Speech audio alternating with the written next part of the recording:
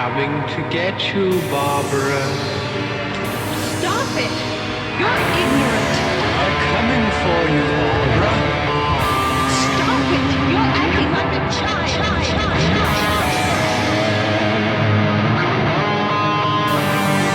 You're not spending the rest of this winter. Time to make fucking count!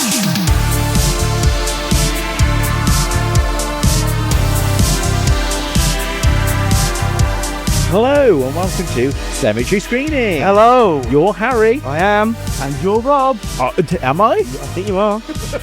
Where we put the coffin in, that old fucking cunt in the back of the cinema won't stop fucking coughing. Yeah, there's always one. In fact, actually, thinking about it, it wasn't a cough. It was not a fart. Oh. So I recently went to see, well, I say recently, last month, I went to go and see Marty Supreme Marty Supri. in the cinema. Really good film. Yeah? Really, really good film. Really, like, tense. Something was happening all the time. Bang, bang, bang. Everything was going on. And it was like, it can't get worse from here. And it ends up getting worse. Yeah, really, really, really cool film. But there was so we were at the back of the cinema. Mm-hmm. And we got there quite early. We wanted to get our seats and so forth. Yeah. And this lady rocks up with her husband. Well, I'm assuming it's a husband. Affair, whatever. Yeah. So so he sits down and she's on a mobility scooter, right? I shouldn't laugh. But when you're telling the story and you mentioned she's on a mobility scooter, I don't know what else to Yeah. think. So she was on a mobility scooter, Right. and the trailers are on. And I know not everybody wants to listen to the trailers, but to me, it is part of that experience of being in the cinema. Yeah. I mean, don't get me wrong. I don't really care about the new Renault 4. No. I don't really care about EE. No. Or Sky Atlantic. No. But I do want to see the trailers for the films that are coming out. And they arrive halfway through the trailers for the films. And he gets on his seat perfectly fine. And she's adjusting the mobility scooter. So it's boop, boop, boop, boop, boop, boop, boop, like this. All right, whatever. She manages to obviously Park up. park up. And everything's absolutely fine. Until about 45 minutes into the film, where she decides she's not comfortable where she is. Boop, and boop, boop, boop, boop, boop, boop. And then the best part of it was the music in the music from the film ended up going boop, doop, doop, boop, doop, doop, doop. It was like which is which? Is it her or is it the film? And I'm thinking, if she's seen this before and she's timed this perfectly, She's raving out the yeah. breath. Putting their brakes on enough to make it But flash. yeah, I was just sat there, I was thinking, how fucking inconsiderate. There's a lot of them around. Yeah, and then you got people put their phones on. Yeah, the cinema is an amazing place, but it is also a place where I think sometimes dickheads gather. Well, yeah, because you got 2 hours. A lot of old people go because it's 2 hours of not doing anything. Yeah. In safety, so they can have a snooze. Yeah, And then teenagers like, well, where else have we got to go? yeah. It's warm. Got something on in the background. God Almighty, some of the screens are so warm. I went to go and see one battle after another. Yeah. I was sweating. I mean, don't get me wrong, the film's a tense film. Yeah. And again, that's non-stop, but not in the same way Marty Supreme's non-stop. But it's just something, it's such a tense film. And I'm there going, I need to trust God. When I was a kid, they were really cold. I remember my mum going, "Don't forget your coat." Get your coat for your cinema. It's cold in there. It's cold in the cinema. It's cold in the cinema. It used to be. I don't know why. You'd think they'd make it quite a dry heat so you drink more. I mean, they give you sugary drinks, don't they? Yeah. You'd expect them to be quite warm. Yeah. But yeah, I don't know. No, I don't know. When I was a kid, it was always cold. Yeah. Always. No, it's got warmer. Global warming is Global warming. hit the cinemas. There's actually an advert about global warming before the cinema, like before the trailers. Oh, yeah. So maybe that's what it's all about. Yeah. Maybe that's what it's for. Be ironic to say created by AI. Quite about. Or maybe we sort of like subconsciously think that it's warm in the cinema because we've seen those trailers. Maybe. I saw an AI curated by AI the other night. I was like, why have they done that? What, like a showcase of AI? No, yeah. So it's like wine that's curated Yeah. by AI.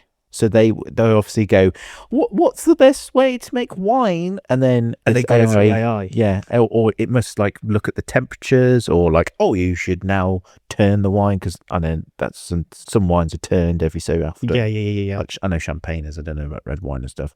But I was like, is this Make really sure it's not necessary? corked. Who's looking at that label and going, I'll give that a go? Because you just Imagine if there's nothing actually in the bottle. It's just a QR code. There was a QR code in the box. I took a picture of the box, and it was like trying to tag onto the QR code, and I was like, fuck off, you cunt. Yeah.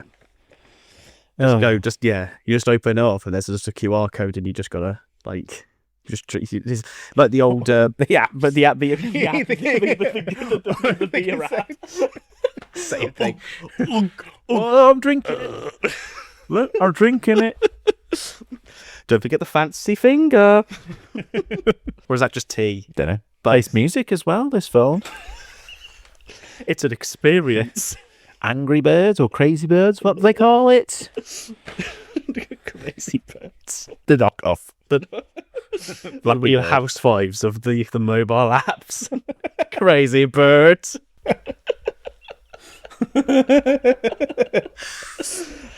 Oh dear, but no, we are not talking about knobheads. No. In the cinema. I wouldn't say she was a knobhead. I just thought it. Come on, mate. Yeah, you've said it now. She's not bad. Yeah, she's a knobhead. Inconsiderate. Inconsiderate arsehole. But I just thought, it's the timing. I just couldn't get over the fact that it was like really, really tense moment in the film. I'm not spoiling it. I won't spoil it. I will. I was contemplating. No, I'm not going to spoil it. But it was a really, really tense moment in the film. And the music basically mirrored the sound of a reversing truck. And she was reversing at the same time. Equal in the lady of truck. What do they say? Life reflects. What's the word? Art. I thought it was life reflects art. No. Art reflects life. It's something inspired. Reflects art life. I can't remember what the thing is. I can't. No, imitates. Yeah. Life imitates art. Yeah. There you go. Yeah, there you go. Got there in the end. 4.5 stars. So you're saying that she's imitating a truck? No. Far back as I can remember, I've always wanted to be a truck. always wanted to be a truck. From that first milk float I saw in the morning, to the beer lorries delivering beer to the pubs at night, I've always wanted to be a truck. Oh, the heavy loads I'd carry. Reach into the back. Is it this one? No. I gave Marty Supreme 4.5 stars. Marty Supreme. Marty Supreme. Just putting it out there. Or as they say in Spain, Marty Supreme. Must be really inconsiderate then and go we. We what? No. So, what are we talking about today? Underrated directors and their films. Yes. Yeah. I believe I think I misread the prompt, if I'm being honest. That Fair enough. I have chosen 2 directors, but really I've only really chosen one. Right. But I don't think I can talk about the one without talking about the other. Okay. I think I'll be doing them a disservice. Yeah. Do you want to do that first, or do you want to talk about things I've seen, which sadly you couldn't be part of? Yeah, go for them. Okay. We can't all work 9 to 5, Monday to Friday. I do want to actually say something. I think so. Happy New Year, and I do. So I've been to the cinema a couple of times so far this year, and one of those instances was with the reversing lady, and the other times have been to see some films that I really, really wanted to see. The first film that I want to talk about really is the Markiplier backed Iron Lung. Iron Lung. Now, I'm not going to sit here and say it was a brilliant film, because it wasn't. I've heard so many different reviews from people. The more I look into it, the more I'm like, okay, this guy, this was kind of genius. But he was throwing so much at it. I mean, the message I sent you, it was a garbled mess of it's this. Oh, not forgetting this, and this. Yeah. I mean, the game is what, 40 minutes long? Is that how long the game is? I think the game is 40 minutes long. Obviously, I think you can make it. I don't know. No, is the creature on a timer? I don't know. I've never even seen anyone play the game. Yeah, I don't know if the creature's on a timer, but the The film was it over 2 hours? Nearly 2 hours. Around the 2 hour mark. I was just like, Christ. Hurry up and do something. Yeah, do so. But don't get me wrong. The build up to it was actually really, really interesting. But I don't want to talk really about the film because I think it's an experience that you need to see, and it was only really being played in a certain amount of cinemas for a certain amount of time because the entire thing was backed and produced and sort of like distributed through Markiplier, which I thought was amazing. A YouTube personality. Well, if it does well, what will happen is it may open it up to them doing what they did in the 80s and kind of fund smaller projects. Yeah. Now, Probably won't then. no, I doubt it very much. But wow, you say that, and this is the kind of thing that I want to bring it on to. Walked in, it was packed, and that made me so happy. Well, yeah, because it's like an event, isn't it? Yeah. Okay. This not small, but this very, very small budget film, this small production of a film. It was literally a couple of people. I mean, Markiplier is literally the main cast member. He's the one who's in it for the majority of it, and he's But the fact that people were there.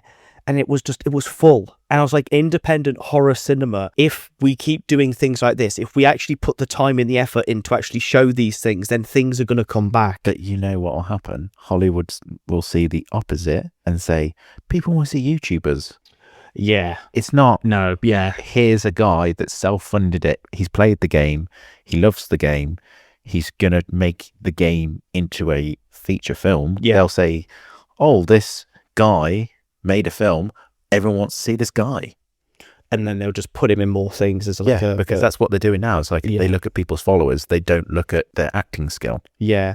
I mean, Markiplier's in it. There's another YouTuber, Jacksepticeye. He's also in it as well, but he's in like a blink and you miss it scene. Yep. But it was like this is Markiplier's love letter to this game, and Christ, it gets really like it's bloody. Yeah, I think it's quite gory. I was like, Jesus Christ. And there was some elements where I was like, ooh, that's quite creepy. Like, it was a really, really well put together film, but yeah, it didn't need to be that long. It didn't need to be that long. And I was like, I mean, I wrote down, I said, save some ideas for your next film.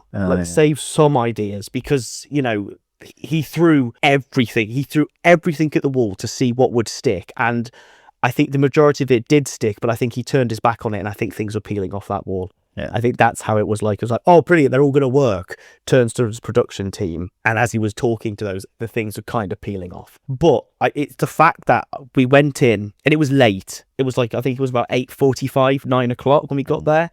And it was packed. It was absolutely packed. Not many people after we saw, a lot of people were saying the idea that was a bit too long.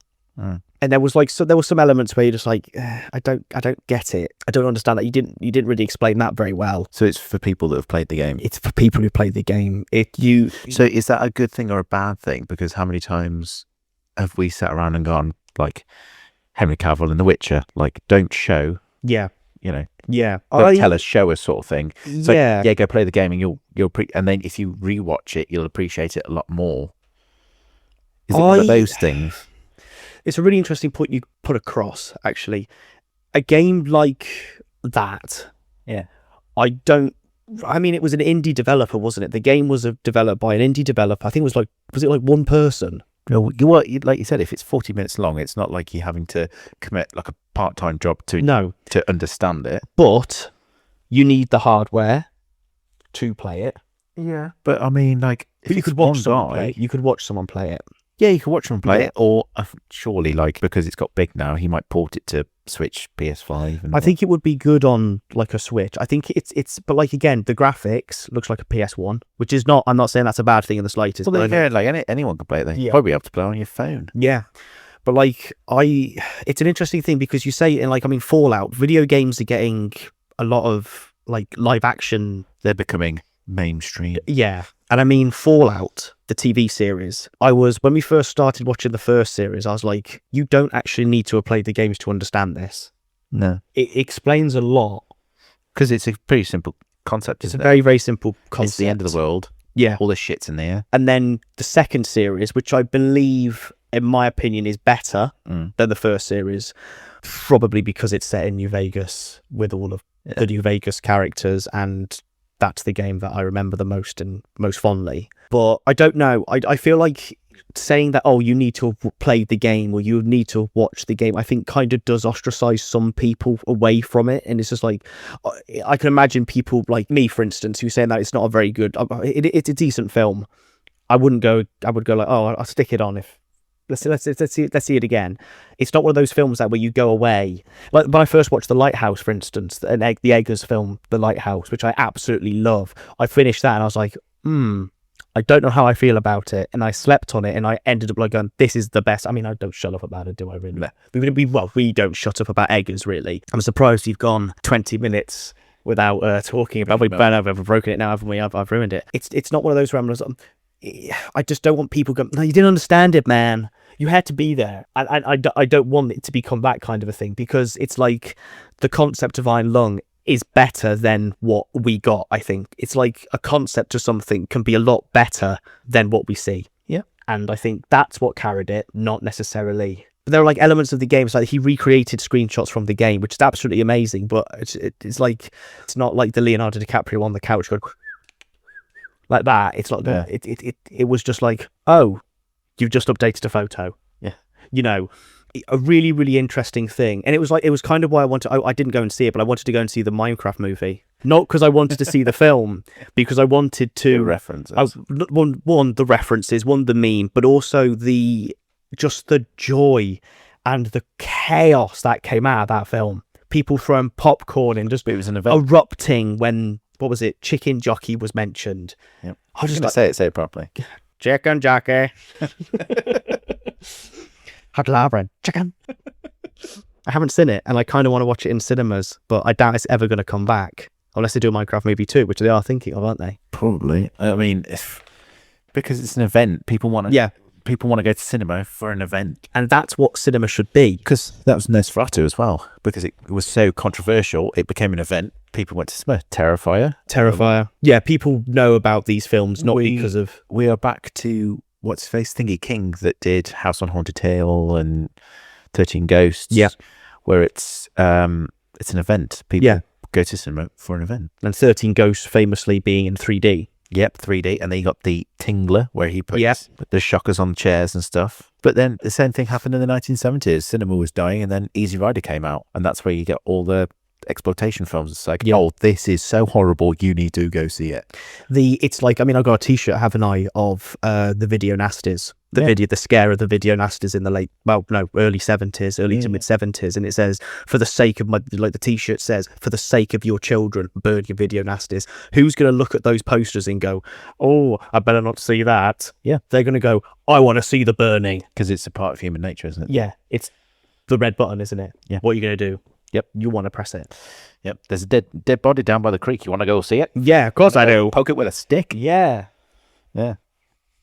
Talked about him last episode. Yep. Yeah. But yeah, should we get onto the directors, or do you want to talk about the 3 films we just saw, like quick reviews? Well, I want to talk. There's so much to talk about. We have. I'll tell you what we'll do is we'll do a director. Yeah. And then I will go and talk a little bit. Or shall I leave this till the end?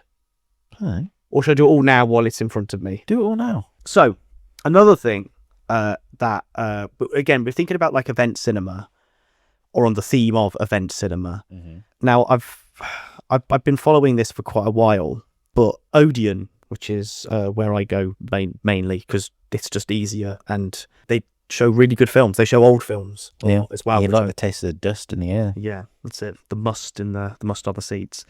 Now Odeon, and I believe The View do it as well. And I also know that the Prince Charles Cinema in London does this as well. But the Prince Charles Cinema does it with any film. They do a thing called like Screen Unseen, where they play a film that is coming out, but you have no idea what it is. Yeah. But you can hazard a guess on what it is because it's like, oh, it's coming out soon. Yeah. Now, Odeon do one specifically called Scream Unseen, which is horror-based things. I've seen quite a lot of films that I probably wouldn't actually go and watch because of this. Some brilliant, some not so brilliant. Yep. One of them that I saw, which And the reason I'm talking about this is because, guys, you need to go and watch this. Every single one of you. It's absolutely fantastic. And it is Sam Raimi's Send Help. Yeah. I gave that thing 4.5 stars. Now, don't get me wrong. This is not a film that's going to blow the box office. This is not a film that is going to be like winning awards left, right, and centre. But just Sam Raimi is back. I mean, think about like he was like, but the last like couple of Sam Raimi films have been big studio pieces. Yeah, Doctor Strange. Bit poo, aren't they? Yeah. What was before Doctor Strange? Oz. He did Oz the Great and Powerful, didn't he? But he also did the 3 Spider-Man films, which I really like. 1 and 2, maybe not 3. But even he admits that 3 went wonky. Yeah. It was studio interference. Yeah. But this is Sam Raimi going back to form. Yeah, it did seem like one of those films where, like you said, it wouldn't win awards, but you can imagine, like, you're watching with your mum and dad. Do you know what I mean? And it's like, amazing. You're just like, oh, yeah, I want to screw my mum up a bit. So she's like, honestly, it was such a just breath of fresh air. It's like, so you when you sit down, you don't know what film it is, and then the title card comes up, obviously, because it has to. Yeah. And I saw Send Help. I was like, yes. I audibly went, yes. And it started off, and it had that Sam Raimi classic cheesy humor, like the Three Stooges cheesy humor, and Rachel McAdams is absolutely fantastic in it. yeah, She is basically the new Bruce Campbell. thing. Yeah, that's her character. Yeah. And I don't know if I watch it and I think, I wonder if this actually was meant for him, but he's gone for her instead. Yeah. I mean, Bruce is in it. He's in every Raimi film. Is he like a at the airport sort of thing? So think about it like in Spider-Man. Is it Spider-Man or is it the Multiverse of Madness? He's a hot dog stand guy. He's a hot dog seller, isn't he? Yeah. Yeah. So he does have a cameo. I'll just tell everyone. It's at the start. He's in the office.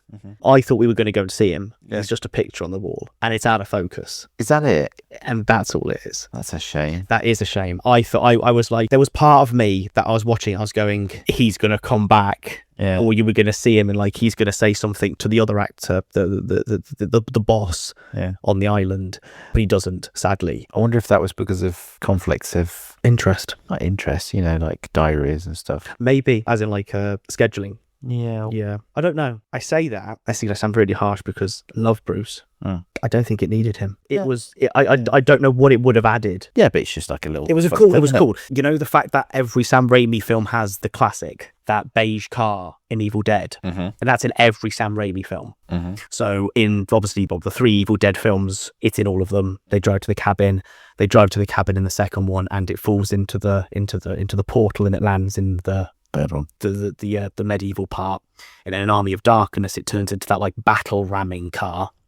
I think in Oz, it's part of like, there's like a machine or something like the engine. The Spider-Man films, it's Uncle Ben's car. It's Uncle Ben's car. In The Quick and the Dead, I believe it's under a tarp. Oh, is it? Yeah. And in this film, I was like, do you mean like, again, subconsciously, I'm watching a Sam Raimi film and I was sat there and I wasn't expecting to see Bruce and I wasn't expecting to see anything else. I was literally just going like, oh, this is really cool. And I looked to the side of when Rachel McAdams starts talking to the really, really twatty new boss, and there was Bruce. I was like, oh, okay, that's cool.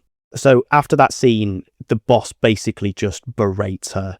He says that you smell, you're not this, you're not cool, you're not a jock like me. And she walks out and the camera's so close on her face and she's like, don't cry, don't cry, don't cry, don't cry, don't cry, don't cry, like with like smiling with her teeth. And then she gets in the car and it like sort of like snap cuts to her going crying in the car. And then you see her look in the mirror and she's going, you can do this. You can do this. And then if you look out of focus in front of the car, is the classic.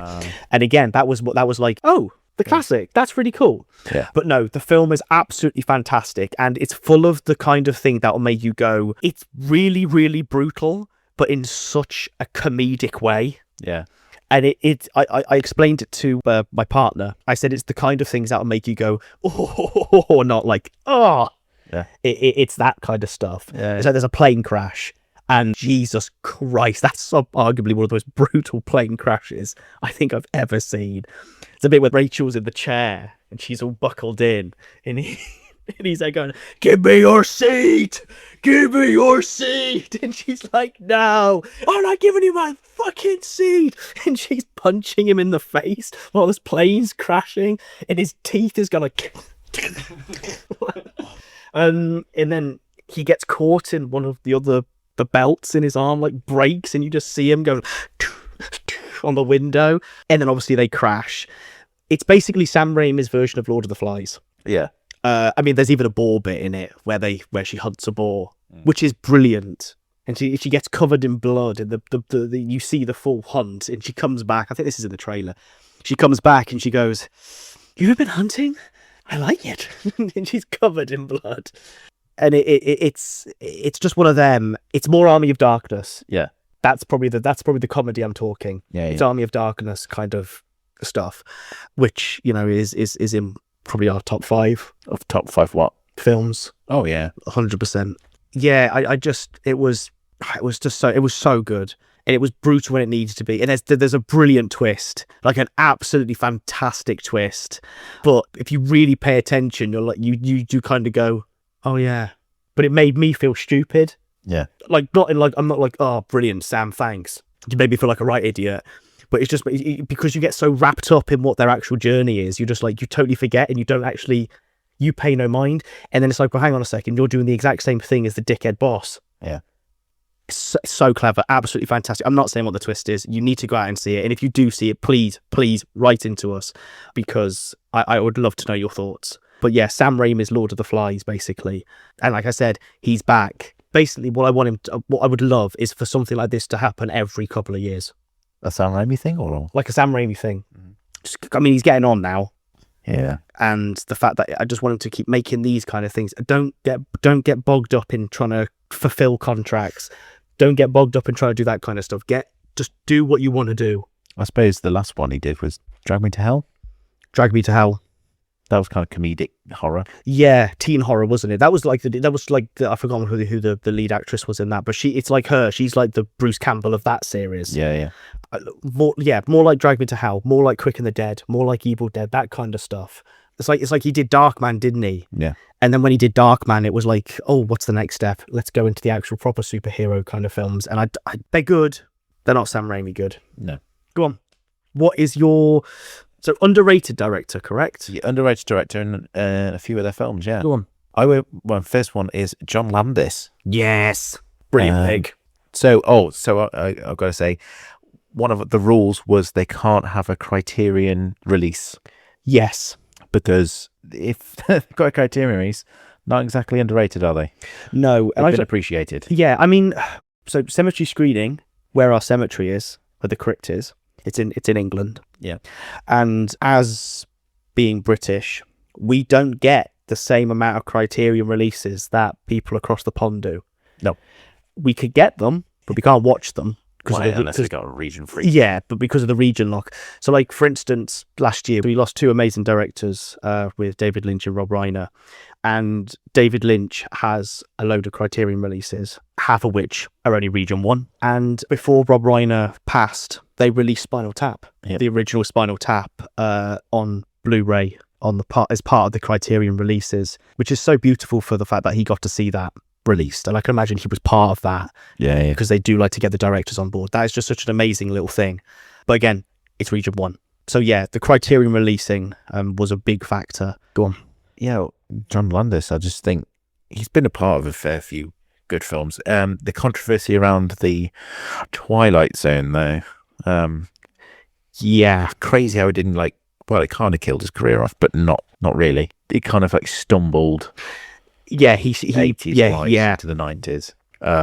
But I mean, Innocent Blood, Coming to America, Three Amigos, Into the Night, American Werewolf in London. Yeah. Blues Brothers, National Lampoon's Kentucky Fried Movie. But all I've never heard of that. The Kentucky Fried I've Movie. never heard of the Kentucky Fried I think Movie. it's like his first film. Really? I've never watched it, but I know of it. Yeah, I've never seen that. It's very much like National Lampoons. I think it's like that kind of like airplane kind of humor. I think Yeah. the 70s humor. Squeeze the tushy. Yeah, it's like Carry On film.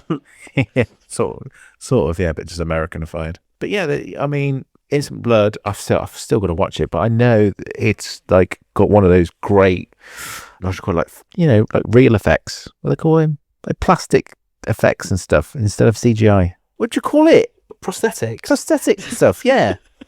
And like like real shit. Yeah. It's got one of those good effects. Like I can't remember his name now. He's a comedian that used to take the piss out of people. He turns into a vampire while he's in hospital, and he's about to eat this nurse. Yeah. And she opens the blinds, and he starts. Oh, is that Oh yeah, no, I know what you mean. And then his eyes go like really big, don't they? And then like red, and he goes yeah. No, I know exactly what you mean. No, I haven't seen this either. No, yeah. I mean, he is the master of effects, isn't he? Well, his films have the master of. I mean, you mentioned American Werewolf in London. You cannot talk about effects and not mention that. Yeah, one of my next picks actually has a connection to it. Oh, so way after yours. we will indeed. But yeah, Blues Brothers. Films. Yeah, I mean, it's basically car crashes and cocaine. That's car crashes, cocaine, and one-liners. yeah. He also did the Blues Brothers 2000 though, but no one wants to talk about that. Nobody talks about that now. I think that was about nationally, like just like blacklisted. Into the Night as well. I've got that to watch again. It's got David Bowie in it and Jeff Goldblum.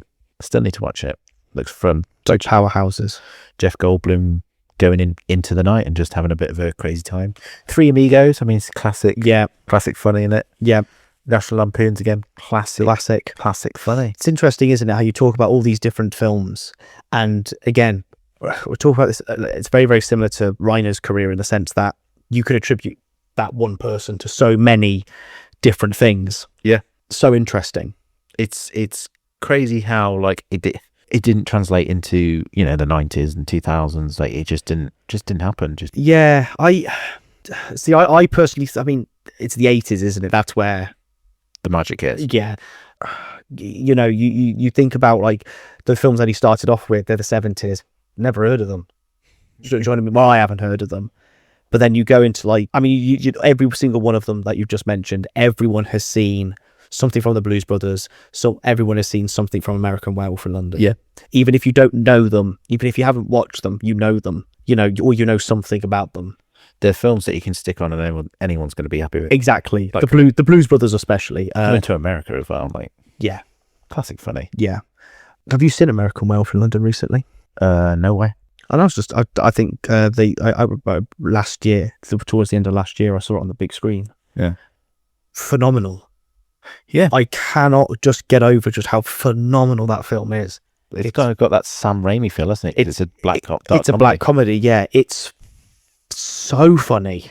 Yeah. Like, it's absurdist how funny it actually is. I mean, like, before the scene which everyone knows as the greatest werewolf transformation put to screen, I'm going to go on a hot take. Potentially one of the most amazing werewolf transformation scenes in cinema. Eggers, obviously, werewolf coming out soon. I don't think they're going to go full werewolf. I think it's going to be like people growing hair and long fingers and claws and maybe ears. I don't think they're going to go full, ripping skin off Van Helsing. Yeah, because I mean, he's a traditionalist, isn't he? Yeah. So it will be a tradition. But I mean, I'm just thinking like unless he goes by what the old woodcut drawings are like of them. The really janky looking. Yeah. Proper like half dog, half man. Like the one in that episode of Doctor Who. Don't bring Doctor Who up to me. Not Doctor Who, sorry. Harry Potter. Yeah. Like that. Yeah, not Doctor Who. Yeah, I think that one scene. I mean, this is the kind of humour we're talking. You've got Werewolves of London, the song, playing, and then he turns into the werewolf. And that it looks agonizing. Yeah, it's funny how such a funny film can have some of the most horrifying scenes in cinema history. Yeah, I mean the ending. Yeah. Such a sad. Running after the guy in the subway. Oh, it's terrifying. Sorry, the underground. It's terrifying. It's that one shot where he's looking down. Yeah. Like from the top of the stairs, and you just see the werewolf, and then it cuts just before you see more the majority of it. Yeah. But yeah, honestly, what a It's a nightmare. It's the kind of thing that you dream about, Yeah. but from the other direction. Yeah, Like yeah. here's the guy getting hunted. Yeah, and it's like there's jump scares in it when you think about the like when he's in the house, and then those like Nazi zombie things come in. Yeah. That's the werewolves, yeah. The bit where he goes to the Porno. porn I was saying. cinema, the guy is his best friend's like there, and he's slowly decaying throughout the film. It's amazing, and the effects are fantastic. It's just like, how calm they just go, you have to kill yourself. Yeah, such dark subject matter. Yeah. Which brings up questions like, where are they? Yeah, and then in the cinema, I'm pretty sure of the victims that he's killed. Yeah, they come through, yeah, and they're like, hello. Yeah, this is John and his wife. Hi. Like she leans in. Yeah, do yourself a favour and back and kill Yeah, yourself. that's it. Yeah, do us all a favor. Otherwise, they'll end up like me. Yeah. Yeah. No, amazing. It's like I think there's like and there's also that horrible car crash scene, isn't there, where he's running riot In, yeah, in the Times Square. Times Square. There's a bit where a car smashes into another car, but there's a policeman in between it, Yeah. and he gets this man gets crushed, and he like does the weird arm thing, but you're there, you go. It's just It's just so absurd. so absurd. Someone flies out the top double decker, Yeah. and he's just there running down the street. And that werewolf design is amazing. Yeah. Oh, it's so good. It's just a shame that a werewolf in Paris, Wasn't. I mean, man, it's just cheesy. It's so cheesy. Yeah. See, the only good part of that is the werewolf without any legs. And it's like crawling towards the guy when he's still strapped to the bed. it tries to do something different. Yeah. Yeah. But the whole, like, there's a rave, and they kind of do what Blade did. They basically went, oh, that'd be cool, but with werewolves. Yeah, exactly. Instead of like vampires and stuff. Yeah. Which is better, American Werewolf in London or Howling 2? Why would you say Howling 2, not 1? Because they both go out the same year. Oh, they did, didn't they? Yeah. And that was where they. That's that. Did I show you that bit where who is it? It's Landis, the Howling's director, and John Carpenter sat on the sofa, No, I was in that. and they're talking about the special effects basically. Yeah. And they're like, I mean, John Carpenter had just like, I think it's around the time, when did American Werewolf in London come out? Oh, don't ask me that. I think 1986. It's pretty early. It's before The Thing then. So Rob What's-His-Face, who did the special effects for The Thing, John Carpenter must have seen the American Werewolf in London and been like, that's my guy. That's the dude. Yeah, so it's this couch, and on it is John Carpenter. It must have been just after he released The Thing. Yeah. So 82, 83. Howling's director. I'm not going to tell you. Well, I can tell you. No, don't. It's John Landis. John Landis, and it's the Howling 1 Director. director, all sat on a sofa. And they're talking about special effects, and they're basically all just trying to show off about mine's what's better, mine's better. And it's just such an interesting video because they're like, yeah, so we and then when they have their turn to speak, they all sit on the edge of the chair. They all like sit on the edge of this like proper like 70s chair. All bar one. John Carpenter. John Carpenter. He's always sat back. He sat back and he's going, yeah, well, I let him do what he wanted to do. Rob, that's what I let him do. And Dante, it's Joe Dante, isn't it? Mm-hmm. Yeah, Dante, Landis, and Carpenter all on the sofa, and they're all basically trying to compete. And I can't remember who the interviewer was.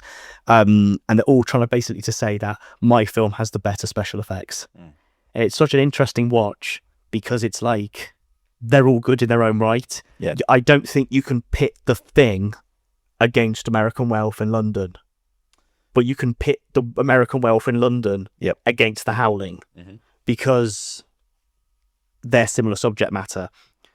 But then again, you think about what happened on the set of The Thing and how Rob Bottin sort of like he burnt out, didn't he?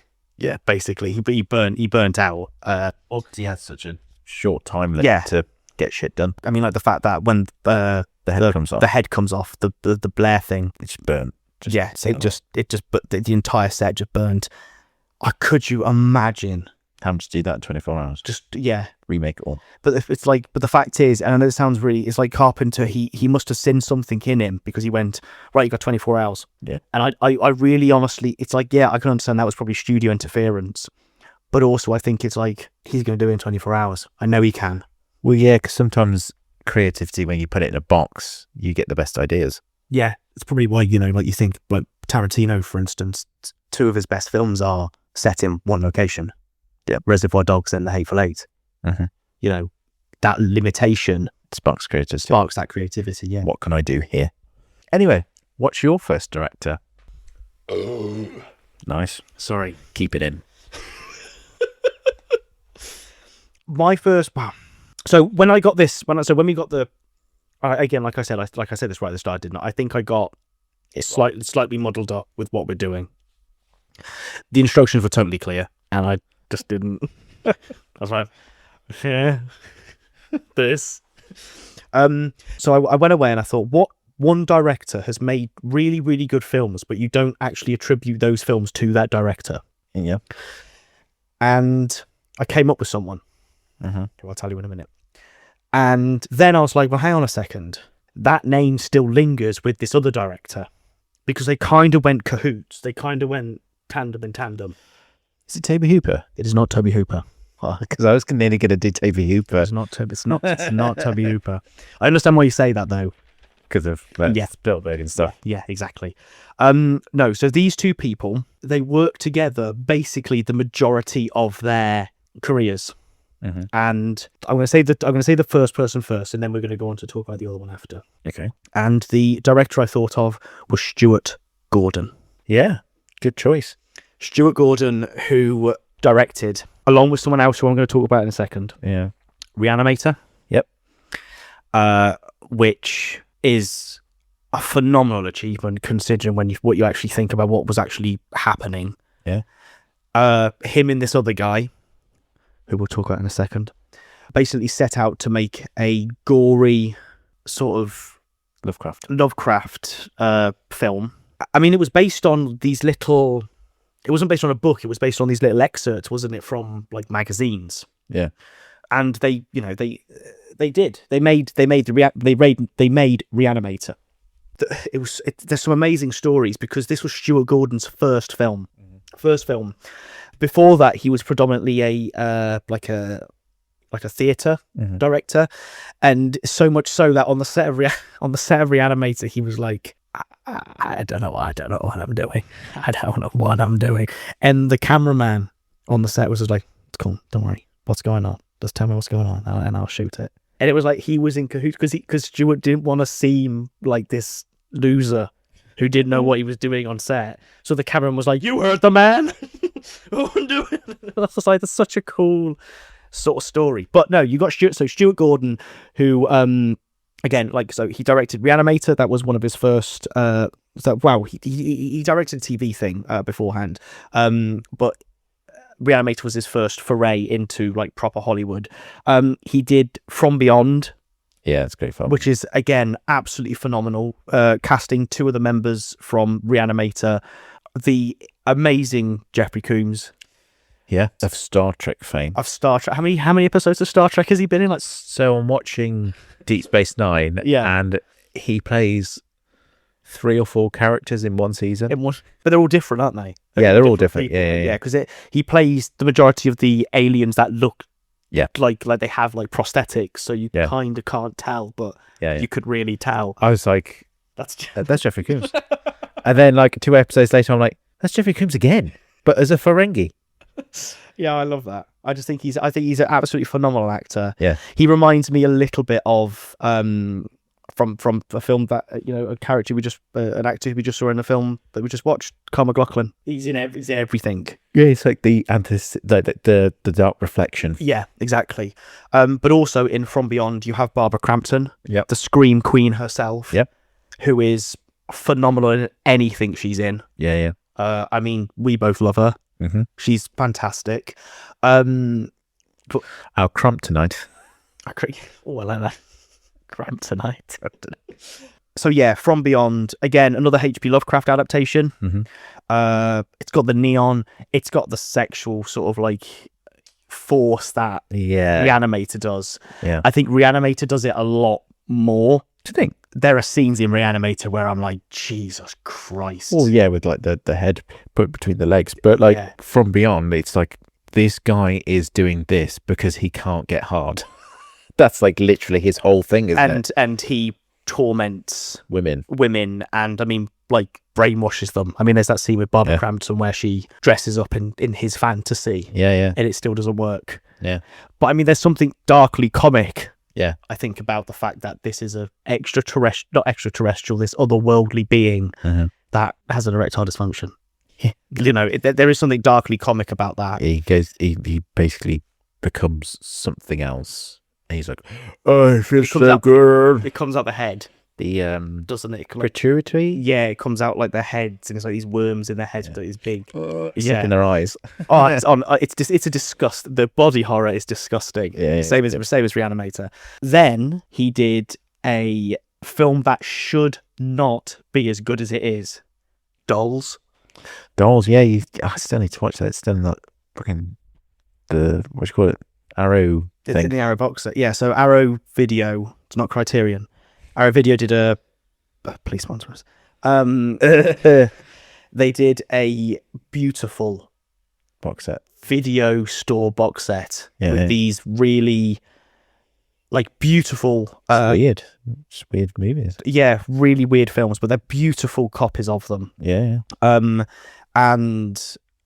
Dolls is one of them. Mm-hmm. Another one of his is in there, Robot Jocks. Yeah, I've not seen Robot Jocks. No. I would like to, but I've never seen Robot Jocks. The one film I really wanted to watch in that box set was Arena, and I watched it and I was like, oh fuck me, this wasn't as 80s as I wanted. Like, it's 80s, but it's not like it's cheap. I wanted 80s. Bloodsport. Yeah, and I got bad Bloodsport in space. Yeah. He also did Castle Freak. Fucking love Castle Freak. Did Castle Freak. Love Castle Freak. Space Truckers. Still need to not watch that. But this is the one that made me go, I'm gonna do this guy. Yep. I'm gonna go and get it. He also did. Should we say it together? I know what it is. Dagon. Or Dagon. I say Dagon. I say Dagon. But yeah, Dagon. H.P. Lovecraft's Dagon or Dagon, which we both absolutely love. Mm-hmm. Now, I loved it that much. I bought it on cardboard sleeve American VHS with arguably the most disgusting picture. We'll put it on an Instagram post. Yeah, when we send this episode out. The multi-teeth fish bus. Yeah, but it also has, I think, so when this came out on video, and I think that's where I think this is where Stuart Gordon got a lot of his fame from. It was video. Well, a lot of horror did, didn't it? The reviews, you know, like when like they say like 5 stars, The Guardian. Yeah. I'm just going to read the 2 after this, okay? Bearing in mind, no, actually, before I do, what is the story of Dagon? 2 couples are in a yacht. Yeah. It crashes on some rocks, doesn't it? It crashes on some rocks in like a storm. Yeah, and then they need help. The wife of the other couple gets stuck, so her husband stays with her. Where the other couple get on a boat and go to the. Did they go in a boat or did they swim? They go in a boat, don't they? They go in a boat, yeah. Yeah, a little dinghy thing. Yeah. But then that gets a puncture, so then they have to like swim to the shore of this little Spanish seaside town, fishing town, and they try and get help. But everyone's a little bit strange. And it turns out they're all fish people. Fish people. That praise a god called Dagon.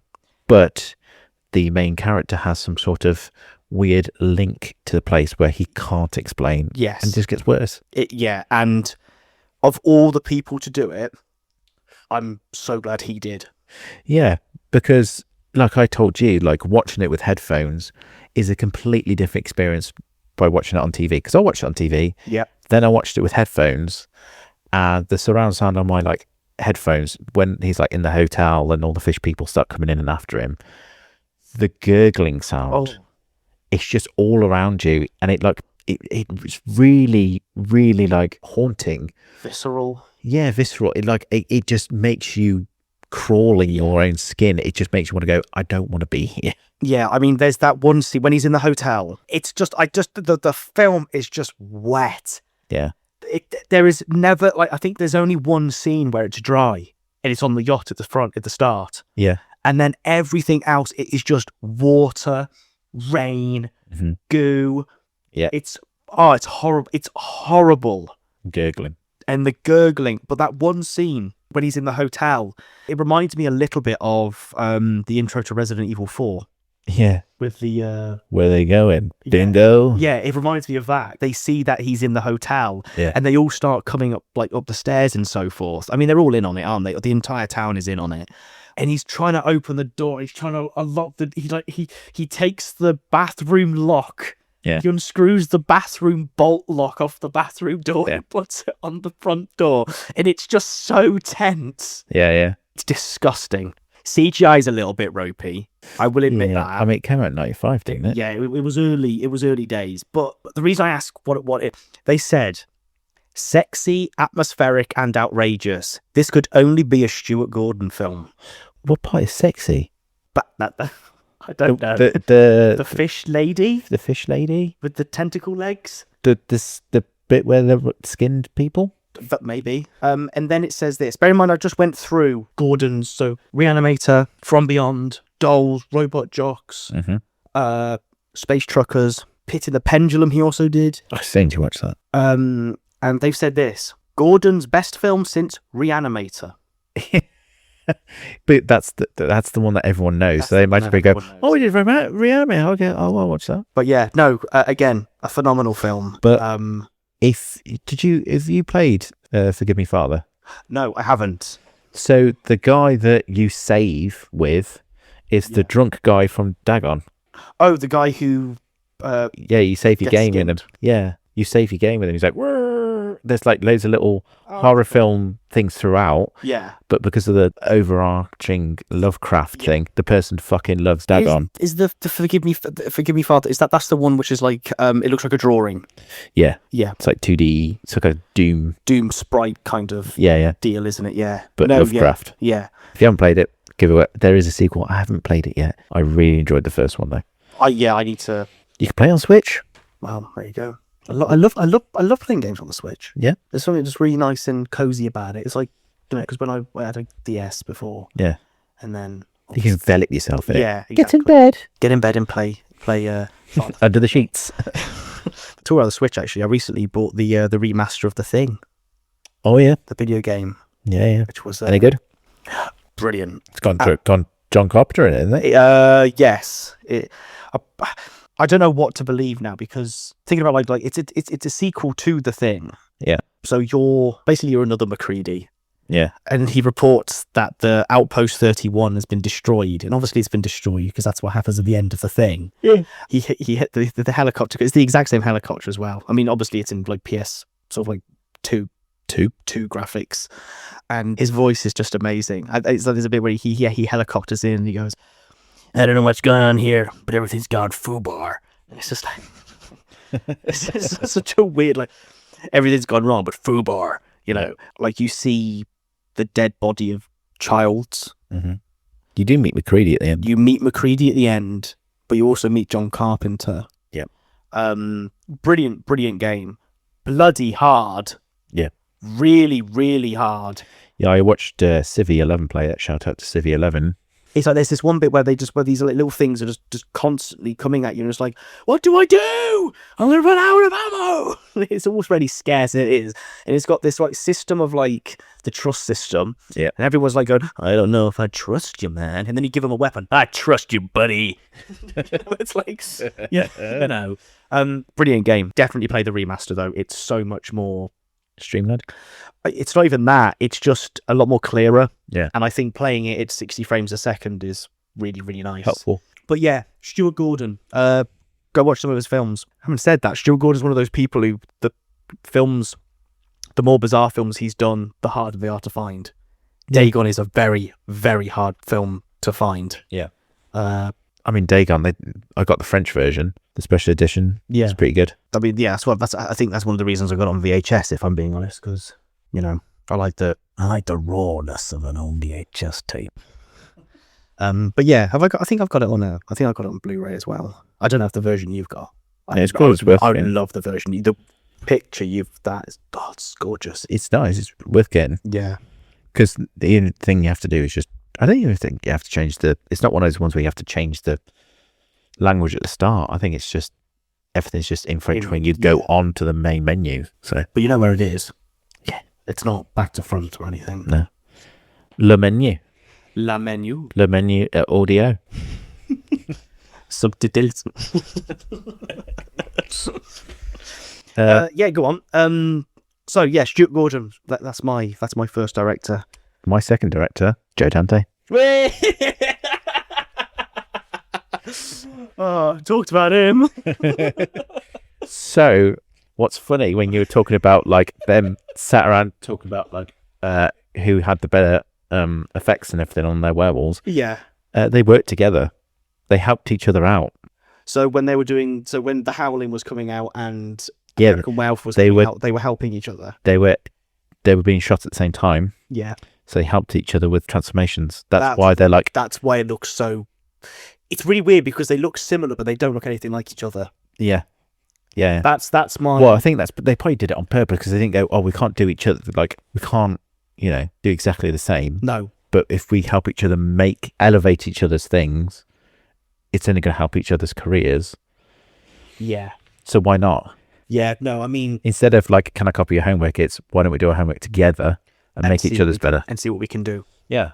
So he did Gremlins 1, Gremlins 2, Yep. Small Soldiers, Matinee, The Burbs, Inner Space, Explorers, The Howling, Piranha, Rock and Roll High School, which is You love that. I've not seen it. You do keep talking about it, and 101 did a really good box set, and I just bought it because it's got the Ramones in it. And it did make me a Ramones fan watching that film because I never really listened to them. And then I was like, yeah, I'll give it a go and watch it.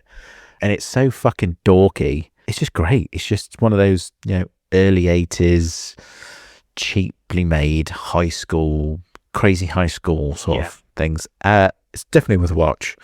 The Ramones are playing fantastic in it because they can't act for shit. no. But I think it's Joey Ramone, the lead singer, who's like 6'6".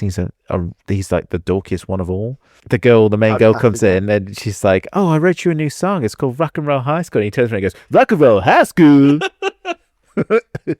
And then it's like, "I bought you some pizza." "I want some pizza." It's so fucking stupid. Yeah, no, I remember you keep talking. You said you talked about it before, and I'm just like, yeah, it's one of those ones where you feel like you need to watch it. Yeah. Just because it just sounds, but also, you reel off that list again. So Gremlins. Yeah. Gremlins 2. Yeah. Small Soldiers. Yeah. Matinee. Yeah. The Burbs. Yeah. Inner Space. Yeah. Explorers. I know it. I've never seen it. Neither have I. Howling. Yeah. Piranha. Yeah. And Rock and Roll High School. Rock and Roll High School. I'm gonna have to show you this. You're gonna have to show me that now. Stupid. I think Small Soldiers has some of the best CGI in it I think I've ever watched. Yeah, and the practical effects and stuff. Yeah, I mean, like how there's like memes going around, isn't there, about how how did CGI peak in 2010 with Yeah. Pirates of the Caribbean? No. Small Soldiers, and I think it's because they're CGIing plastic. Yeah. CGIing the plastic of the action figures. Yeah. But they're matching it perfectly with its real life counterpart. Yeah. I love it. It's. I suppose they had something to model their CGI off. It's kind of like why Jurassic Park did so well Yes. because they had the massive Tyrannosaurus Rex to kind of model it Off in the lighting and everything. Yeah. I mean, Matinee. Yeah, I haven't watched it. I need to. Oh, Matinee's fantastic. John Goodman, right? Yeah. Oh, it's such a good. It's just it's a love letter to 50s B movie. Yeah. It is like, again, we've kind of gone full circle. We're all talking about the effects, like not event cinema. the cinema's like, why don't we do this when the creature comes down? Let's make it like this, and then the sound goes up. And it's like, he goes, and he's like, I'm gonna lock the doors. I'm gonna lock the doors so they can't escape. And this is like so cool, so clever. But it's a film. You're watching a film about people going to watch a film. Yeah. But the best of it is, right? It's like Home Alone. Because Home Alone made that black and white gangster film for Home Alone. Yeah. Didn't they? Yeah, they made it twice. And Matinee made the film that you watch in the cinema. Yeah. And Arrow did this. Please sponsor us. Arrow did the special edition of Matinee, or a special edition of Matinee, and they released it with, I think it's like about 15 or 20 minute, the film, the black and white film that's in Matinee. I mean, don't get me wrong, it's all just cobbled together, you know, but it's just it's brilliant.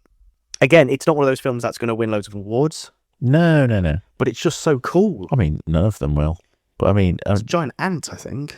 personally, I'm probably one of the few people. I prefer Gremlins 2 to Gremlins 1. So Gremlins 2 gives me the creeps because the spider gremlin. Well, yeah, of course. Which we were thinking doing a charity event at some point where we just watch a load of spider films on stream and just slowly increase them in, you know, how bad they get, and just you can hear Harry's reaction to the horrible films, and we'll live stream the film with our audio. If you want that, please do Let us know. let us know, and we'll all the money raised will go to a local charity, not a big fat one, but you know, they don't need the money.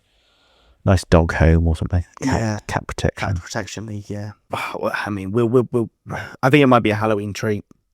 Yeah. A Halloween treat. I think something along those lines. Yeah. But yeah, there is some. I think I mentioned this before. I can watch a film called Tarantula from the 50s, probably because the tarantula is meant to be representative of the Russian invasion. So the communist invasion, I should say. But I can't watch Eight-legged freaks. Nah. Where you I can't. gonna have to for I charity. can't even pick the fucking DVD up.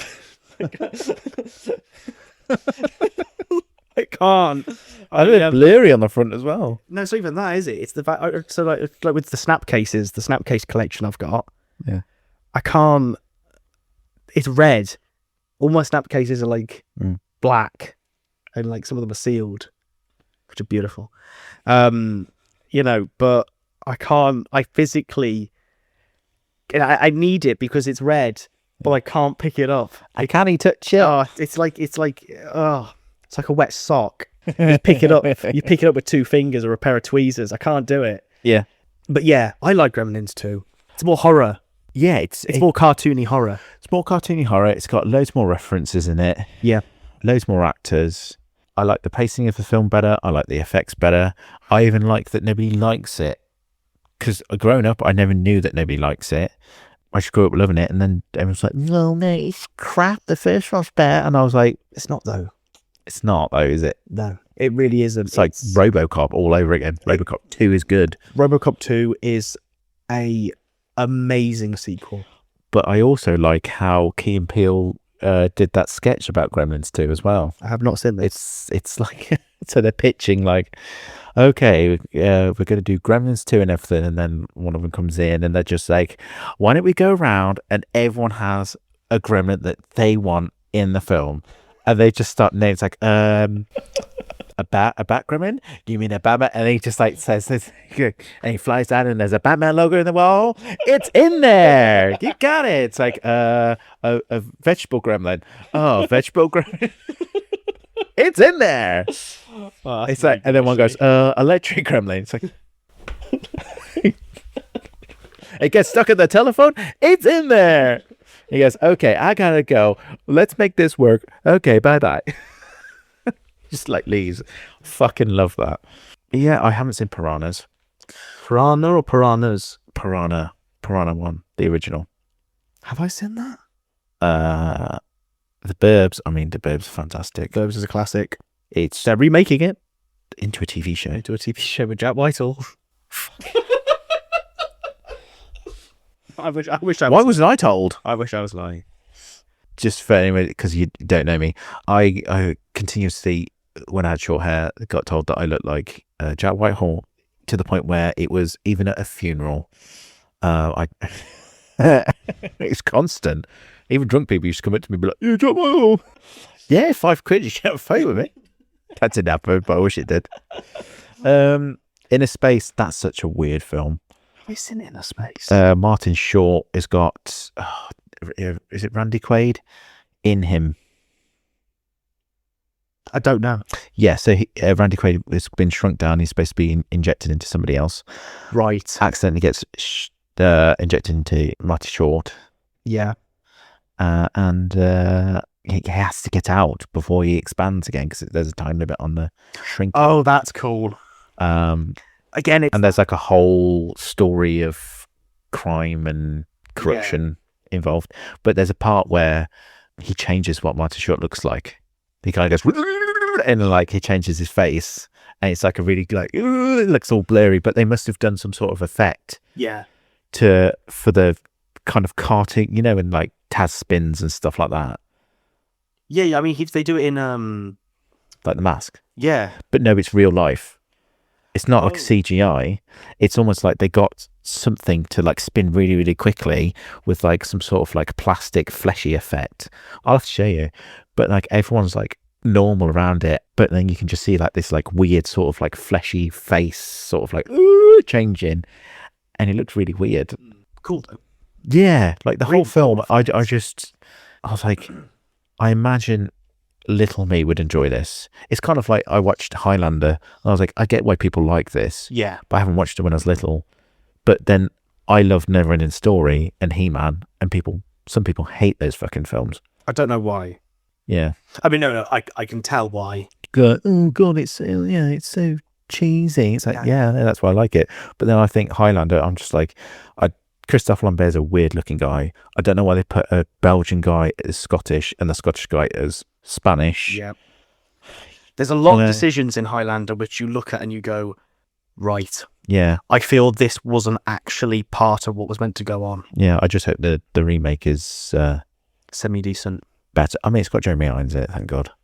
And Henry Cavill. Yeah, I like But the set photos, I don't know why Henry Cavill's wearing like red leather. Like a black leather coat with like a red leather jerkin underneath. Weird armor thing, isn't it? It's like a corset type. Yeah, and I was like, oh, that doesn't look like the one. But yeah, hopefully it's just like a small part of it. Well, I mean, they're remaking the trailer for the new He-Man also came out, didn't it? Yeah, people keep going on about the pronoun because it says he, him, but obviously it's a reference to He-Man. Yeah, it's a joke.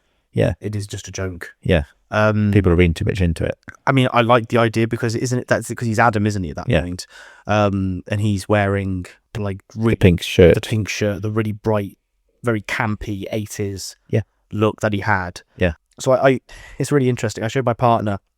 I said, right, I've just realised that there's a new He-Man coming out, and I haven't watched the trailer, and I'd like to watch the trailer with you.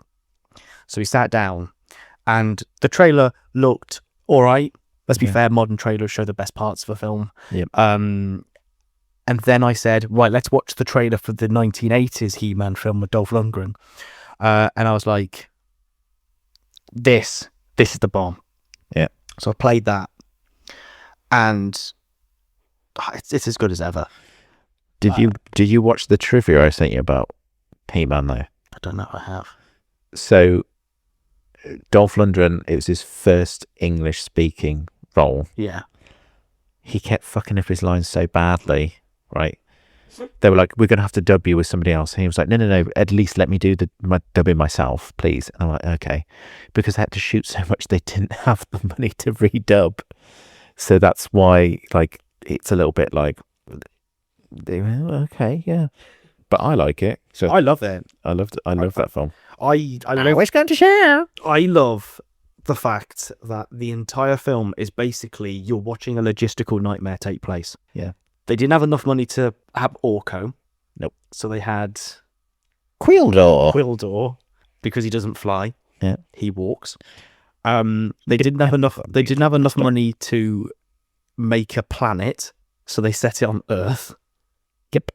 I don't know why they just didn't keep it to deserts and forests. I mean, yeah, with the Stormtrooper Yeah. things. There's also that, it was like a mail away thing. It was like the mail away prize. Yep. And the kid who is in it, Pig boy. yeah.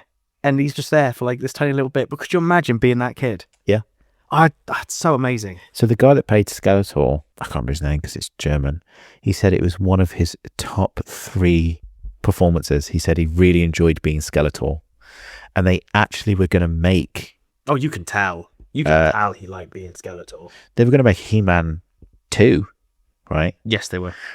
They even made the sets, but it didn't get the funding for the rest of it. Do you know what they did with the sets? Go on. Made Van Damme Cyborg. Is that on sale on the 101? It is. 88 films. 88 films. Yeah. On sale right now. Frank Langella. Yeah. Frank Langella. His kid loved He-Man so much, that's why he took the role. That's why, yeah, I remember you saying that. But he just really enjoyed being this kind of bad guy. Yeah, I also love... Egotistical, I suppose. He looks amazing. The makeup's amazing. Yeah. And when he turns gold... Fucking love that speech. Just before. Oh, it's so good. And then he comes back at the end. Yeah. And it freeze frames on his face. And coming out the water. Yeah. I'll be back. Oh, it's so bloody good. It's a shame they didn't do a second. What I love about that film, I don't know if I've told you this bit of trivia. You might already know this bit of trivia. But so I remember I watched a video. Well, it was a documentary, but it was on Netflix ages and ages ago. Like the toys, I think it was called The Toys That Made Us. Yep. And He-Man was an episode, and they spoke a little bit about the '87 film. Mm-hmm. And they were like, "Who's this guy? He can't play He-Man." And it's Dolph. I was like, could you imagine just being in that boardroom, going, just this towering man above you who is buff, Yeah. And smart. and very smart. So much so, he's in Kindergarten Cop 2. Smart move. Smart move. Just towering above you, and you're there going, Poking his face. yeah. Well, you can't play He-Man. You're not buff enough. You're like, yes, he can. Yeah. And he does it amazingly. Yeah. It's cool as well. Yeah. It's cool. Everything about it is just like, it's like the perfect magical kids film. It is a kids film. Yeah. It's a kids film. And matte paintings in it. It's beautiful. Beautiful film. But yeah, they're making a remake, and I don't know how I feel about it. But I think Jared Leto ruins it. I think they should have kept him the fuck away from it. I don't know why you'd have a guy who's got a fucking CGI face anyway. Yep. Why would you put that as a guy that most people hate? yeah, it kind of makes me think that they watched the Minecraft movie. Because in the Minecraft movie, he wears white, pink, and blue. What? In the Minecraft movie. Jared Leto's in the Minecraft Not movie? Jared Leto, sorry. I was thinking of someone else. You're thinking of I'm thinking of someone else. Jason Momoa? Yeah, I am. I'm totally thinking. I don't know why. You mong. Yeah, silly me. Gonna say. No, Are you thinking of Tron? possibly. Depeche Mode. What was that? Fucking knob. Have you heard of Mozart? I like Depeche Mode. What? Honestly. Um, Relatable. Oh. yeah, relatable humor. But no. And then after we watched the 87 trailer, Mm-hmm. I showed her the trailer to the Kevin Smith series. Mm. And that trailer goes fucking hard. I heard this. The series, doesn't they? The series is dog shit.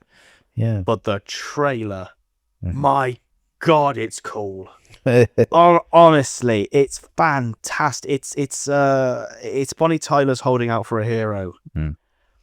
And like the star is like, so many times you try to take this castle from us, Skeletor, but you'll never succeed.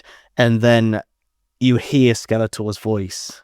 I'm going to do a really bad impression, but you hear him and he goes, call your champion, like this. It's Mark Hamill. Mm. And then the music starts, and then you see Man at Arms, you see Bowcat, Yeah. you see Grizzly, you see Orca, you see all these people. And then halfway through, you hear He-Man do the I Have the Power. And then obviously the beat drops of the song. And then you hear Mark Hamill laugh. Honestly, But then you realise that the entire trailer is the entire first episode of the series, and then you realise that it's nothing to do with He-Man or anything. It's about Man-at-Arms' daughter. Yeah. And you're just like, shit. Yep. That's fucking shit. You went away. Yeah, no one cares. No, Yep. no, I don't care. Yep. She's his outcast. Basically, she's like, what's his bloody name from Castlevania? Alucard. Yeah, she's like that. She's grumpy. Trailer's fucking awesome there. Really, really cool. Who's your second director? My second director. So, like I said right at the start, my director is very, very closely linked to Stuart Gordon. So closely linked that he was the producer on Reanimator. Brian Usner. Oh, yeah. Brian Usner and Stuart Gordon, I would argue, probably get mixed up for the same person. They do. Because obviously, so Stuart Gordon did Reanimator. Brian Usner produced it. Then Brian Usner directed Bride of Reanimator. Yep. And he also directed Beyond Reanimator. Yep. I haven't watched it yet. That one, I mean, I know it's meant to be like, it's so much, it's good, but it's so different to the others. Yeah. He also did Silent Night, Deadly Night 4. I didn't know that. With Clint Howard. Yep. It's all it's the cult one. Oh, okay. So Silent Night, Deadly Night, the classic Christmas films, with Garbage Day. That's number 2, yeah. Silent Night, Deadly Night 4 famously has Clint Howard in it as this chimney clearing like nomad, right? Who Who has this like massive bug, like he has this like centipede. Right. Oh, it's great. It's gross. It's disgusting. But that is Silent Night, Deadly Night 4. He also did some Tarzan films. Oh. He's done a lot of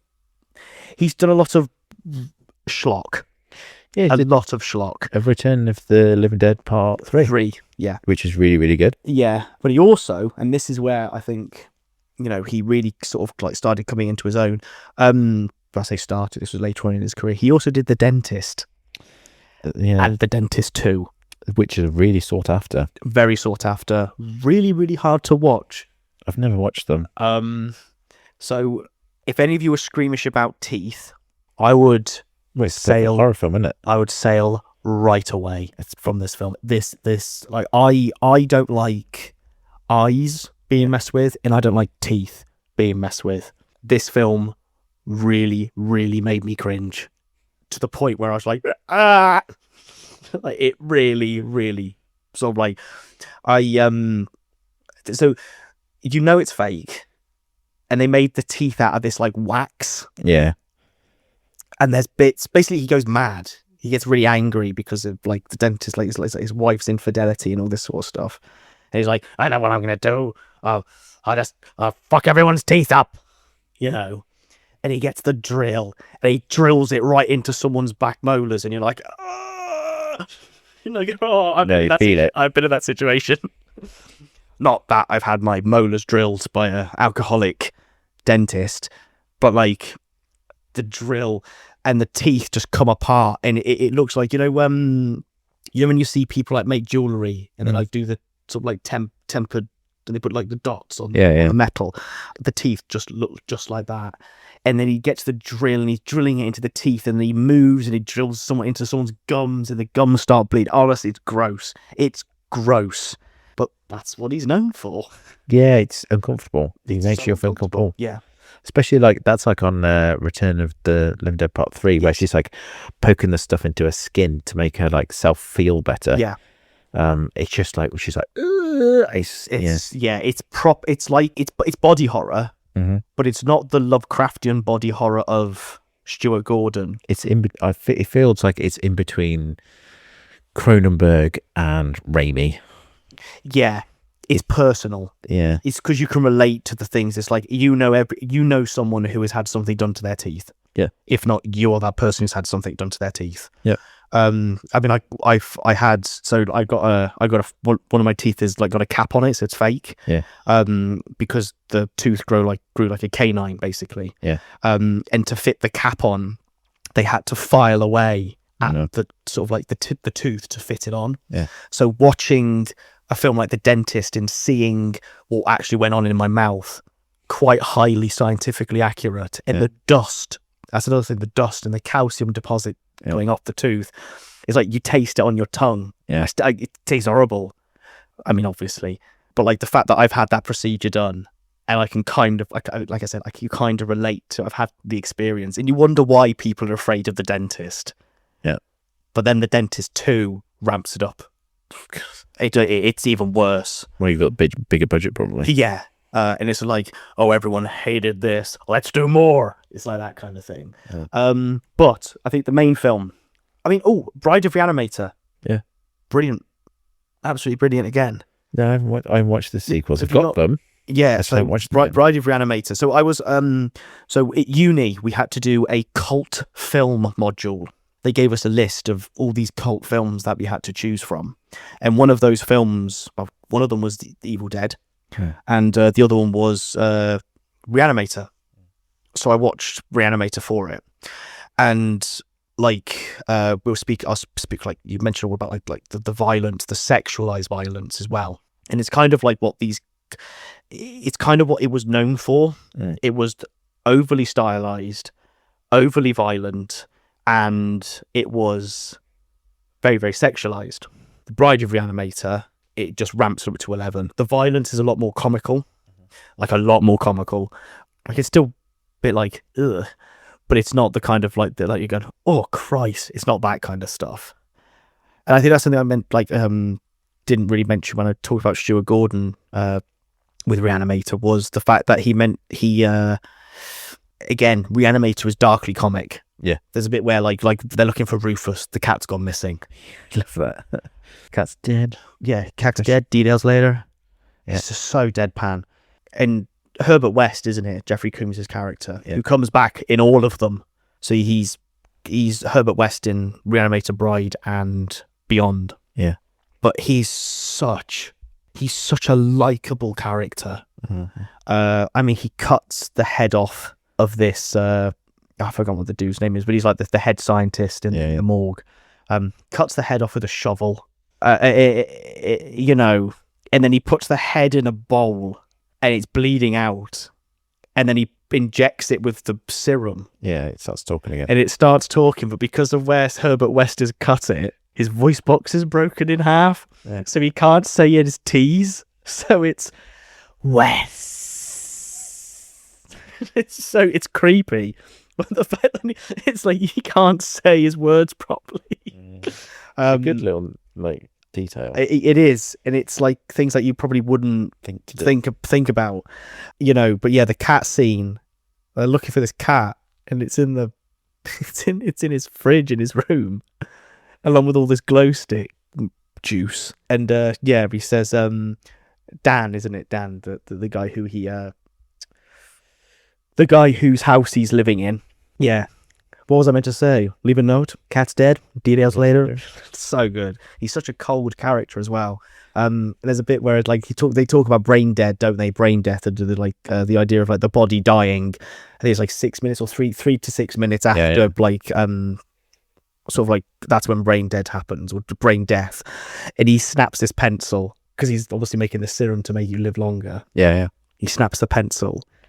And then he gets another one out. He gets another one, and then the doctor says it again, and he snaps another one. and then he dismisses the whole class. And Herbert's like, "You're wrong, you're wrong, you're wrong," all this kind of stuff, but in a lot more like, "I'm a scientist." Yeah. And then he says right at the end, "I suggest you get yourself a pen." So clever, so good. But again, very sexualized. I mean, you talk about the head. Yeah.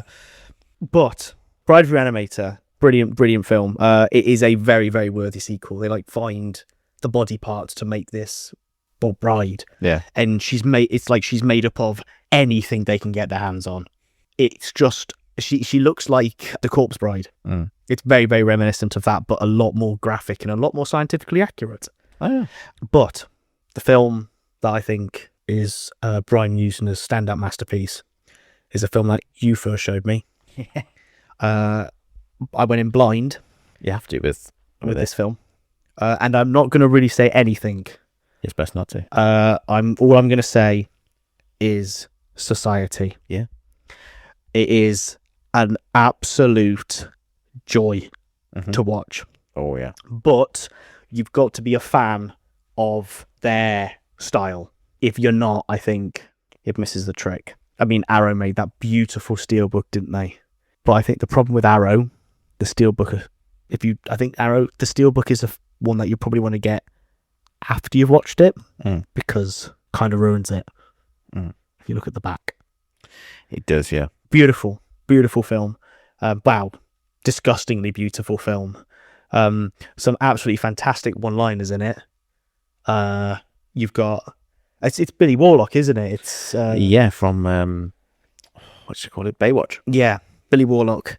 Absolutely brilliant line. Fuck you, butthead. One of them. Yeah. And another one which I absolutely love is he walks into this this towards the end. He walks into this house. He walks into this girl's house, and he goes, "Start a party, Hardy!" and then his friend.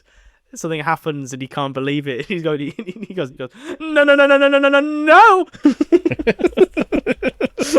It's just a weird film overall. It's a very, very weird film, but again, like I said, Stuart Gordon and Brian Usner are very, very much the same person in their style. But we cannot really mention either of them without their makeup and special effects artist, which has the guy who has the best name in the world, and I don't think this is his given name or his birth name. Screaming Mad George, who was their makeup and special effects artist on a lot of their collaborations. So all of the disgusting things that make you go, ugh, what's that? It's down to him. My second director's pick is Brian Usner. So it brings us on to the next part. They did what? They did what? My pick was Grizzly 2 Revenge. Grizzly 2. And it has Charlie Sheen and George Clooney in it.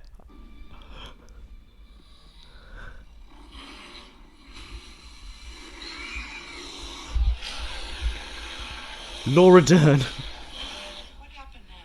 Grizzly killed again. 3 kids this time. I don't want a cloud of fear on this concert. Now you get that, Grizzly, and get it now. What are they doing up there?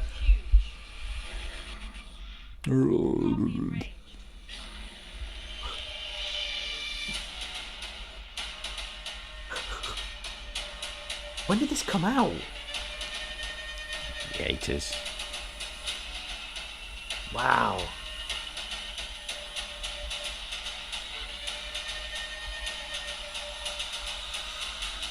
It's Grizzly.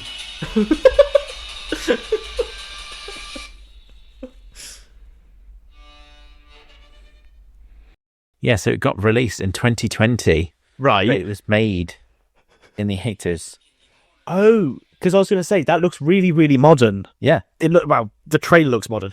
It 1983. so it came out in it was made in 1983, and then it didn't come out until No, I think they just like re-edited it. re-edited it together, so it's a modern trailer. Yeah. I don't know why, but that reminded me a little bit of a film that we watched earlier.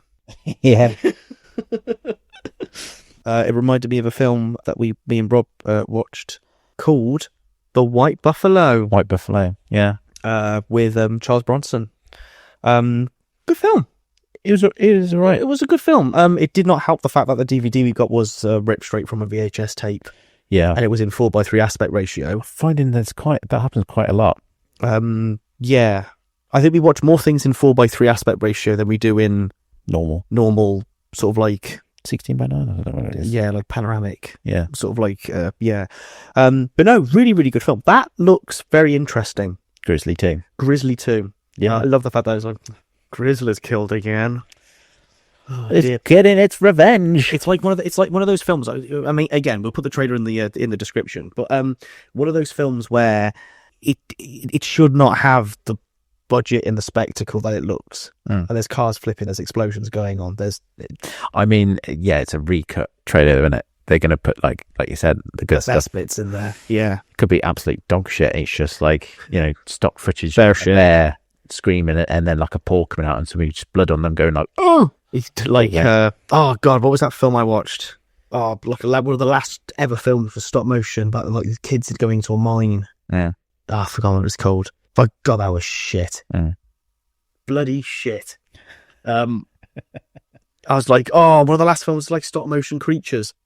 I was like, it's gonna be like a very Harryhausen film. Nope. It was literally just a case of dum-de-dum-de-dum, walking into the mine, stop motion creature, stop motion creature, blood. I was like, come on. Cheap way of doing it, though, isn't it? Really cheap way of doing it. Easy. Really, really cheap. Easy way to get VHS money. Yeah, but no, I find it bizarre looking back at all these films and seeing the names that are in them. Well, they got to start somewhere. They have got to start somewhere. I mean, it's like Blair the White Worm. Yep. Peter Capaldi and Hugh Grant. Mm-hmm. But yeah, George Clooney, Laura Dern was in there. Charlie Sheen. Huge names. Pretty big names. So it brings us on to our last bit. Yeah. Green screen. Green screen. I'd say that. Yeah, my pick was the Green Lantern with just the entirety of it, to be honest, with Ryan Reynolds. I remember when the trailer came out, right? Yeah. I was quite excited. I was like, oh, Ryan Reynolds, Green Lantern. And the first thing that you saw was him like rushing to work, and the girl comes in that he's obviously interested in or whatever. He's like, Hal, you're late. You know this day is important. Just like that. He's like, I know, I'm sorry. So you're having someone with loads of charisma on screen with somebody who's a cardboard box on legs. Yeah. I was like, no. And then I saw the CGI. I was like, oh God. I've never watched it. Never wanted to. It's not even that. It's just, you just look at it and you go, Jesus. Yeah. I've watched it once, never again. It's enough, isn't it? I don't even know. I couldn't even tell you what the story was. I could not tell you what the story was. A Green Lantern Corps versus the Yellow Corps people. He has a big head, from what I remember. Yeah, because he has the spirit of the yellow creature in him. Anger, Sinestro. Yeah, somewhat along those lines. On that depressing end, thanks for listening. Where's mine? Oh, go on then. I thought it was one. Go on. No, I do two. Go on then. Normally do two. Fucking hurry up. So mine. So a lot of my green screens are people traveling. Today is no exception. Go on. There are some fucking ropey shit in Titanic. Yeah, I can imagine. Yeah, which is mad because they had quite a big budget and they had all that big, massive blue screen. Yeah. Maybe they just thought people weren't going to be looking at the sky and the sea. I can't lie, that film does not look good in 4K. No, of course it won't. There's some scenes in that where you look at it and you're just like, what? I saw a meme, it was very funny. It said, when he shouts, I'm king, I'm top of the world, or whatever he says, you're literally on sea level, which is like the minimum height for humans, really. The minimum sea level. Yeah. So he's a fucking knob. Yeah. The bit I'm really thinking of is the bit where they're running down the hall. Yeah. And you could just see their faces have been plastered on to some stunt actors because their faces move. Yeah. They're like hovering. Really wobbly. They're like, whoa, what's going on? It's like jelly. Their faces looked like jelly. So yeah, my green screen, the hallway scene in Titanic. Yeah. But again, is James Cameron, who is making millions with the old Avatar films. Yeah. Yeah. I'll wait to not watch those. Yeah, never after the first one. Don't need to. No. Yeah. Yeah. Don't go watch it, guys. Yeah, don't watch that. Watch films by Joe Dante. Yep. Watch films by Sam Raimi. Yeah. Go. Watch Send Help and anything that you do watch that we tell you to. Just write in a review. Yeah, please write in a review. We'll read it out. Yeah, we've had a couple of people, talk to us and so forth. And we'll be talking about them in what they mentioned next episode, sort of like a fan sort of like thing, in suggestions. But yeah, please write into us with suggestions and with things that, we've told you to, and tell us if you think. Tell us if you think we're correct. Tell us your review of Send Help. Yeah, definitely. Yeah, tell us anything, any ideas for future episodes. Tell us, because we'd love to hear from you guys more. All right.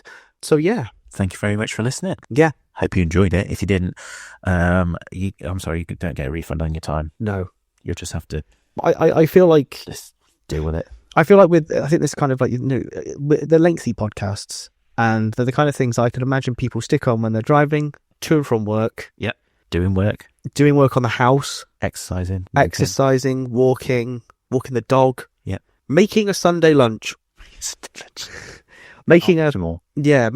making a feast for the family or for yourself. Yeah. Thank you very much for listening, guys, and we will see you Next time. next time.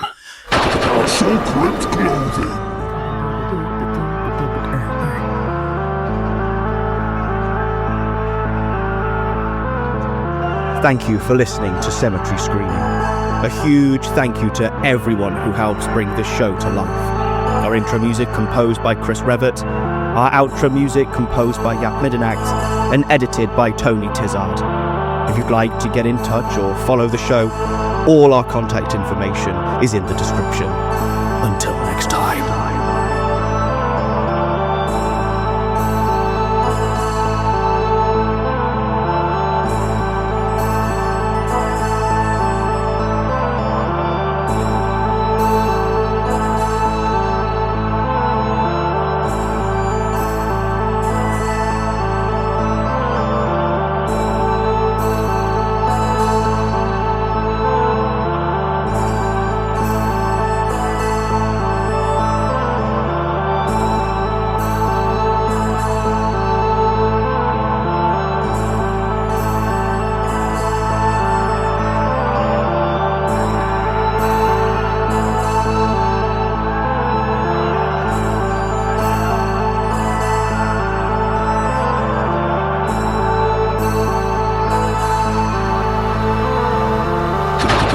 Crypt Clothing.